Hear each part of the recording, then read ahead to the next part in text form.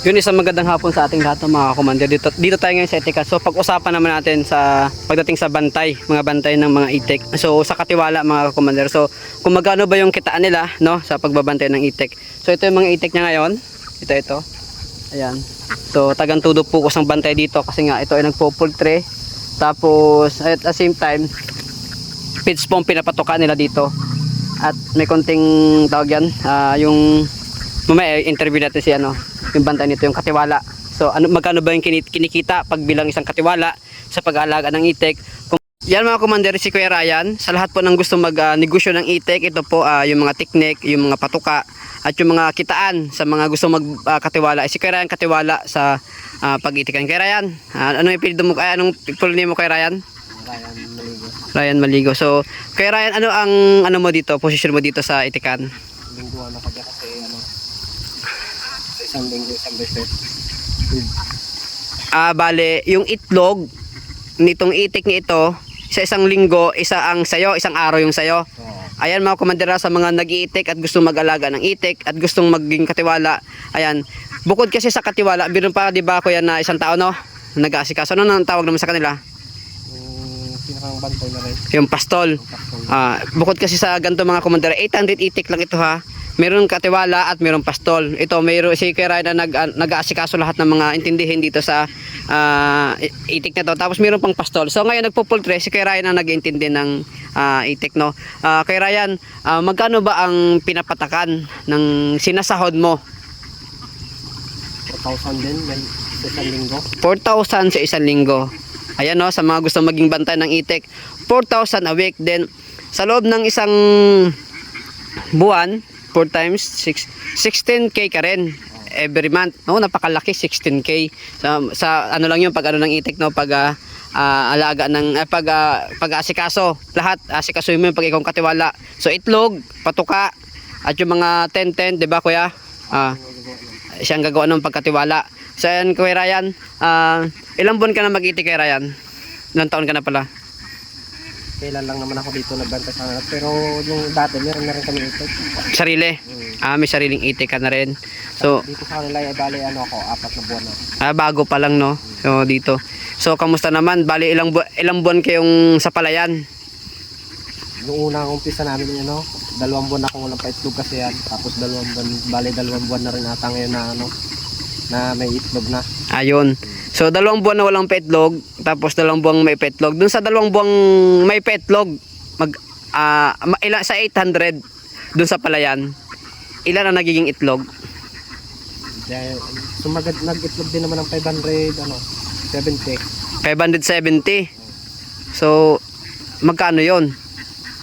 Sa magkano ang itlog nung pag sa palayan? Yung good 8 yung Ay pagpalagay na 8, 500, 4,000 din pala mahigit, no? 4,000 na lang, tama, 4,000 everyday. Grabe, no, 4,000 everyday yung may-ari.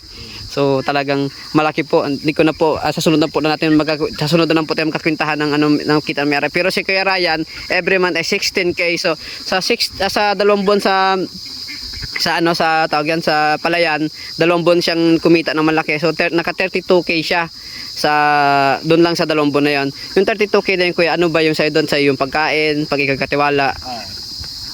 Pagkatiwala ka? Sa akin yung pagkain. Okay. Saka yung sahod na bantay. Sa'yo din?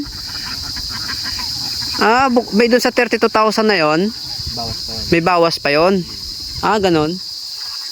Ganun pala mga commander. So sa bantay, sa pastol, siya pala nagpapasahod sa 32k. So magkano ang sahod ng bantay, kuya? 3,000 lang yun. 6,000. 32 minus 6. Nasa ano rin? Nasa 32, 6. 26. Nasa 26k din. Kaso, di ba yung papagain? So, pero okay na rin yun kasi ang iba binabantayan talaga nasa 1,000, no? 1,000 yung iba. Maramihan. Si Kuya Ryan naman, konti lang. So pero kahit ganun pa man, kumita pa rin siya ng 26,000. Pero yung 26,000 din mga commander, sa loob ng 2 buwan, meron pa siyang noon, kanyang pagkain. Pagpalaga na naglinis na lang siya ng 15k savings, okay na yon. Okay na yon, di ba Kuya Ryan, no? Hindi ka masyadong hirap. Kamusta naman ang pagiging bantay o katiwala? Ayos lang kasi wala din naman Malwan lang din naman. Maalban din, hindi. Wala lang talaga pastulan sa ano, nahihirapan maghanap ng pastulan. Okay. Pag halimbawa, pag wala lang talaga. Pero easy lang, no? Simple lang magtrabaho sa pag-iitek, hindi mabigat ang trabaho. Oo. Yun lang yung maarawan ka talaga. Maarawan ka na.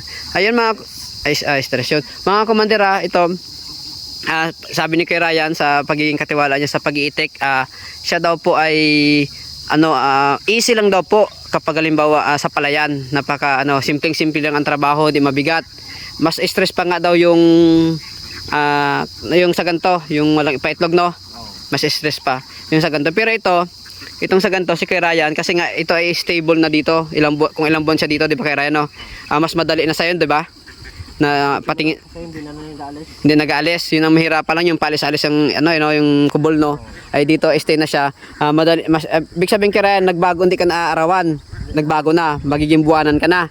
Ayun, sa buwanan naman, ang pagkain nun, Sa may-ari. sa may-ari na. So, pero equivalent pa rin sa ganun. So, hindi ko na alamin kung magkano yung buwanan mo. Pero, ito mga commander, si Kuya Ryan, kasi siya ang pinili na may-ari na maging katiwala dito. Kasi nga, mahirap din na magtiwala sa iba, lalo na po itik ito.